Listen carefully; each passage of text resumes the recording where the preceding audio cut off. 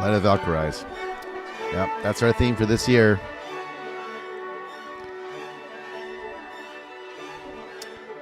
We're going to blast mass one-on-one everywhere. I guess that's sort of a contradiction, isn't it? All right, so welcome to the Unified CXM Experience. It's a little different today.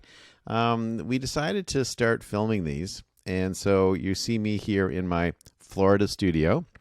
I've just moved in, or just moving in, so it's kind of a bit of a mess behind me. I'm strategically blocking most of the really bad stuff with my body, so you can't really sort of see the really crazy stuff, but there's a little bit of stuff on the sides. You can see I'm a little bit OCD, so I've got a lot of organizing done and more organizing to do, but still plenty to keep me busy and keep me off the streets. So what else are we going to do differently today? We decided to start the filming on a day when I had to do a 3 a.m. presentation to Japan. So pretty cool. Did a 2-hour presentation to one of our customers. And so I've been up since 2:30 this morning. So that seems like the perfect time to start a new theme song and put it all on video. So we'll see what happens. You know, if this doesn't turn out, we just don't have to ever air it. Although that's kind of not our thing, right, Randy? Like we sort of air it all, right? Like we air everything. You know, it all goes live. We kind of air everything. Yep. So every once in a while, it's a little intimidating knowing that, you know, no matter what I do, you're going to be putting it out there. But anyway, I got a glass of a very fine new product. It's a beverage from another one of our customers, the Coca-Cola Company, and it's their new Coca-Cola Coffee, and this is caramel flavored. It's quite a potent mixture of flavors: caramel plus coffee plus Coca-Cola. Delicious, and about as much caffeine as you can stuff into a can. A little bit of caramel. So I'm kind of liking that. You're going to see me sip that a bit as we go through this. This glass is a 1970s owl glass. So these are owls on here. Isn't that cool? Yeah. Found this in an antique store. So I want to talk about an experience I had last week. It's not specifically a marketing experience, but it kind of is in a way. And so I think I'll go through it. It was a very unique experience and something that not many people get a chance to do. So I was extremely fortunate and very blessed to have had this experience, and I sure hope I have it again. But if I don't, that's okay, because it was pretty amazing to do it even just the one time. So what I'm going to talk about today is the Macy's Thanksgiving Day Parade. Now, I grew up in Canada, and in Canada, there's not a Macy's Thanksgiving Day Parade because there's not a Macy's. And I guess it's broadcast and we might be able to see it, but that's not a thing you do in Canada because Thanksgiving in Canada is at a completely different time of year. So in Canada, there's a department store that's long gone, but it was called Eden's. And Eden's was the Macy's of Canada. And they used to do a Santa Claus parade, probably around a similar time, maybe a little bit later. I think it always felt like early December. And Eden's would run that parade in Toronto, and I went many, many times, and it was a big favorite in the family. And I used to rent the Royal Ontario Museum at one point had a patio that overlooked the parade route, and we would go up there and get seats, and it was a very special part of my life for a really long time. And so I do get parades, but when I came to the U.S., I could see this Macy's Thanksgiving Day Parade was like a really big deal for people, and partly because families would make their Thanksgiving Day meal with the parade playing in the background. So it's this kind of background soundtrack to everyone's life, going back to when they were, as young as possible. So everyone's just been, baked in it from day one. And then there's this movie called Miracle on 34th Street, which I'd also never seen, which just sort of takes place around and about the Macy's Thanksgiving Day Parade, and it's about Macy's as well, and Gimbals, and so it's again a piece of Americana that would sort of fly over my head as a Canadian, but as I started becoming an American, which I am an American now, and as I became more imbued in American culture, I would start to get. But I didn't really have any exposure to it until I met my fiancée, Rachel. So when I moved to the U.S., I actually moved with my family, and we were all Canadians, and so it's kind of a Canadian bubble inside an American stream. And there was some cultural transmission, but still a lot of Canadian. Once I was divorced and kind of met someone new, I met an American who's a New Yorker, and it was really interesting suddenly meeting somebody who was an actual American from day one. And it's extraordinary how many words are different, and the culture gap's extraordinary. It's amazing, like when you see it. But she's fascinated by sort of how I approach things, and I was pretty interested in how she approached things. So it's working out well. But one of the things that she taught me was she showed me Miracle on 34th Street, which is her favorite Christmas movie, and taught me all about the Macy's Thanksgiving Day Parade, which was a big part of her family tradition. And so Rachel would go down every year with her dad and mom, and it was just like a really big part of her life. And she has been to every parade. And then our very first sort of fall together, she had this very interesting trick, which I'm not going to share, but she has a way of being able to get into the balloon inflation area. And she goes and watches all the balloons get inflated and makes an evening of it, and brings friends, and went for drinks, and it was like it was an extraordinary night, and started giving me a peek into the character of this person that I was falling in love with. And so I sort of at that moment thought, I got to get her into this parade. She'd always wanted to be in the parade, had never been in the parade, and the following year, of course, it was canceled because of COVID.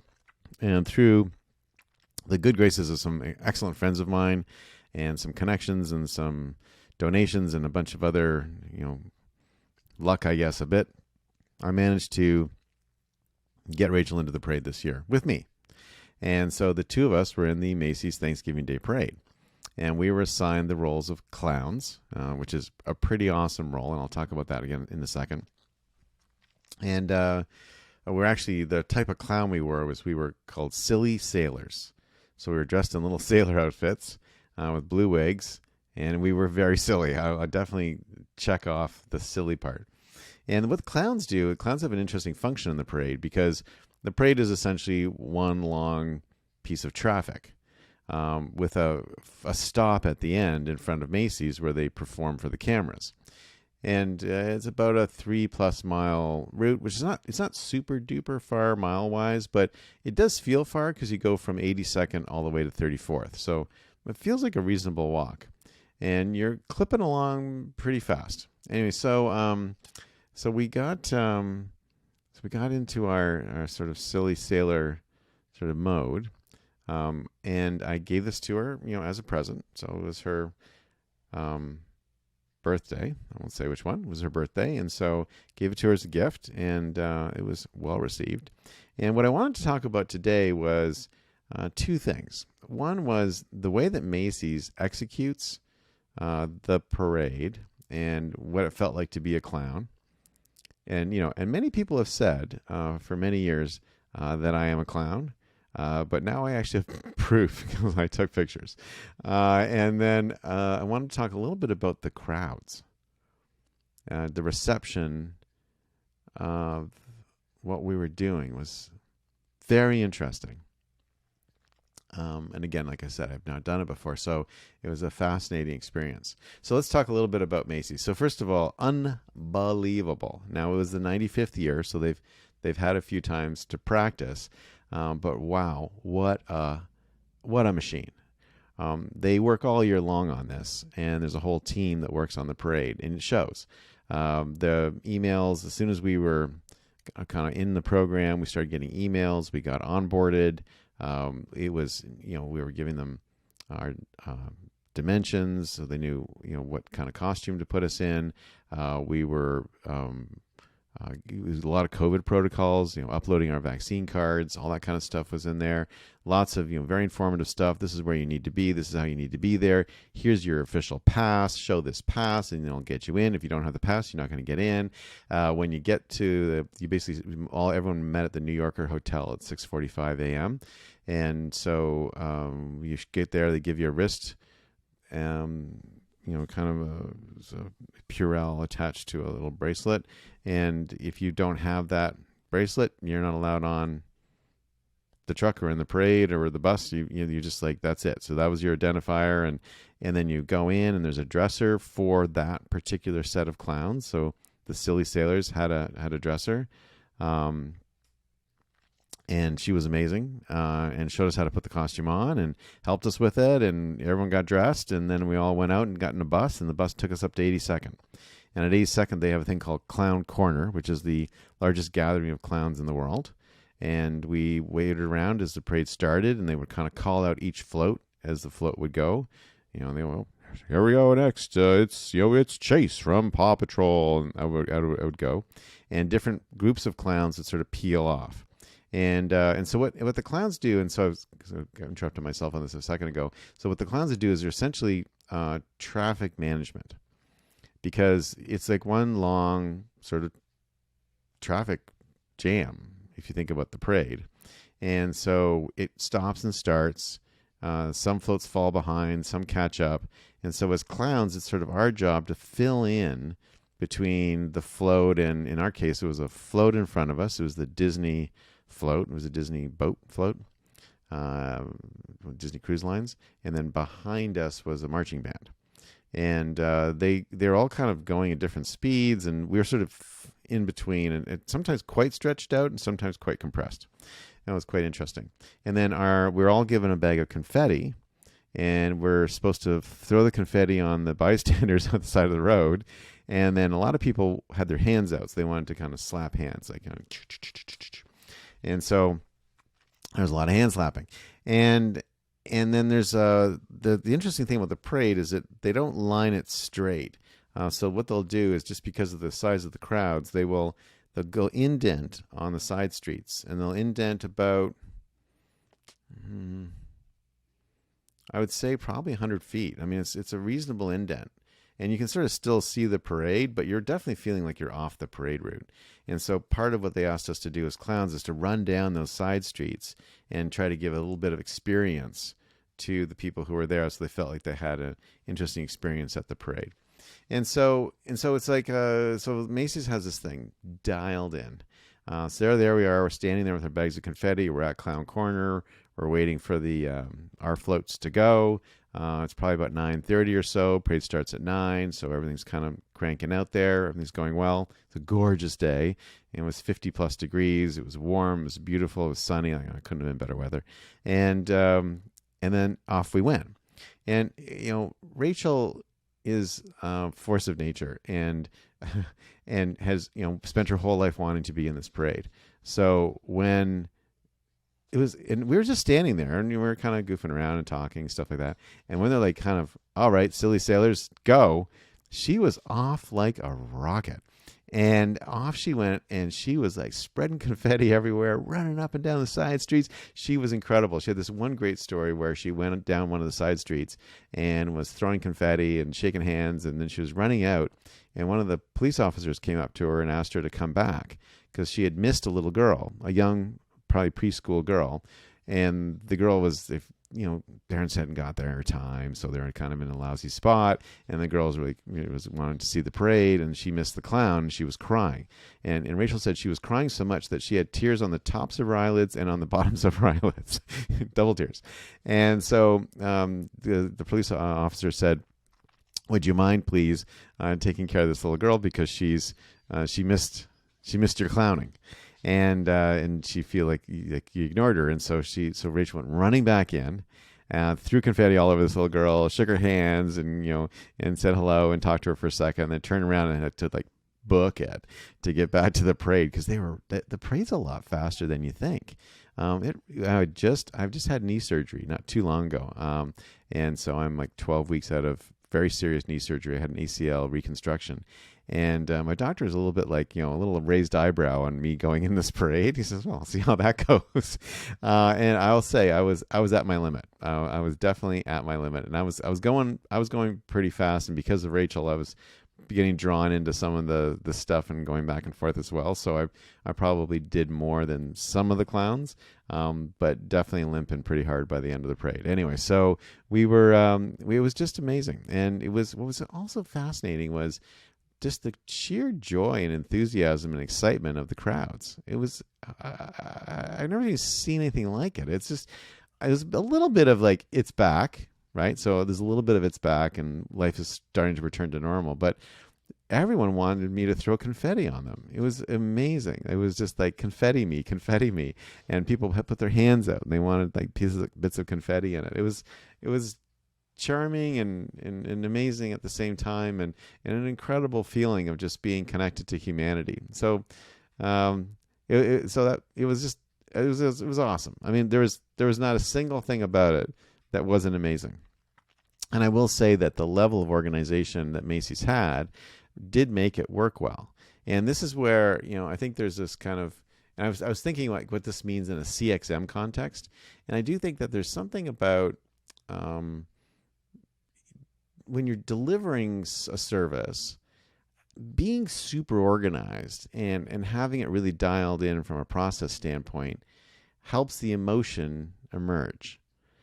So, we got there. We got there on time. We knew where to go. We were never confused. So as clowns, we were in a very, very good state of mind.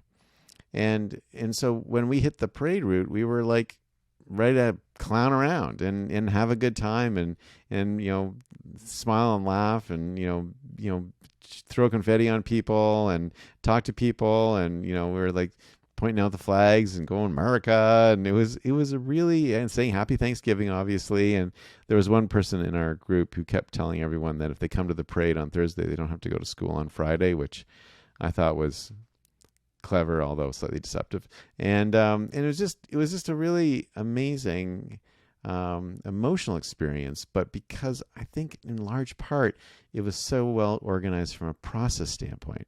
If things had been kind of a mess process wise and we got lost and we were cold, or we were like, if it was a little bit less pulled together, I think it would have been harder to make that emotion happen. And I will also say that the police, the New York Police Department, did an incredible job. There were, I can't tell you how many police were along the parade route, but it was hundreds and hundreds of police up and down the parade route. And we were going around them and behind them, and I didn't ever throw confetti at a police officer. I feel like that was a good decision. Kind of wanted to a couple times, but decided not to do that. But they were everywhere, and their presence was almost overwhelming. And I felt very safe, and I felt like the crowd was very safe, and it was. Nothing happened. And there were a lot of barriers. They'd shut down all the streets. There was a lot of safety in place. And again, that makes it easier to have a fun, emotional experience because you're not worried about your safety. You're not worried about sort of something bad happening. So kudos to the NYPD. Great job. And it was really fantastic seeing everyone out there. And I will say, having seen like what I would guess would be several hundred police officers over the course of the parade, very diverse workforce from both a gender, race, and height standpoint. Like just like everyone was different, and it was great. It was great to see. The parade, in case you're curious, started at 82nd and Central Park West. That's where it kind of stages. And actually, if you want to see the parade, it's actually not a bad place to see it. It's not super paradey at that point, but you do get to see all the floats as they're kind of staging, getting ready to go, and it's not as busy up there. Then it winds down Central Park West, and then when it gets to Columbus Circle, turns left and sort of does that sort of a quarter circle hook, and goes along Central Park South to 6th, and then turns right and goes down 6th to 34th. And then it turns right at 34th and ends in front of Macy's. And so we did that whole path, and then After it ends, we went back to the New Yorker hotel and then returned our costumes. And they had, believe it or not, food waiting for us. So we all got a box of food. We had muffins and bananas and juices. It was really fantastic. I was like, Macy's level of organization of this thing is like shocking. I mean, a lot of hospitality firms could learn something from what Macy's is doing in this parade. So that is my Macy's Thanksgiving Day parade experience. And as you know, the lessons from a CXM standpoint are: make sure you've got the process really, really tight. Make sure the workflow is really tight. Make sure people feel safe. There's a lot of this sort of blocking and tackling stuff that if you do that really well, then emotion can shine through and positive emotion can shine through. If you weren't doing those things well, then people get wrapped up in the shoelaces on things that are negative, and it's harder to deliver a great experience. So hopefully this was like semi-intelligible. We'll see. We'll see how it sounds when I watch it again. But it was fun to do. It was fun to talk about, and I'm glad I did it today because it's still really fresh in my mind. And I will say that from a personal standpoint, I'm very much in love with this incredible woman, and it was great to be able to give her something that was important to her and had been important to her from a family standpoint, and had been important to her from a personal bucket list standpoint for a long time. But it's also amazing. A couple times I stood there and just watched her. She has like no limiter switch, right? And just watching her running back and forth and just pure joy and just doing everything she could to be the very best clown she could possibly be. I felt very privileged to be allowed to be in part of her life. And it was a great moment for the two of us. So for the Unified CXM Experience, I'm Grad Kahn, CXO, Chief Experience Officer at Sprinkler. And I'll see you, and you'll see me next time.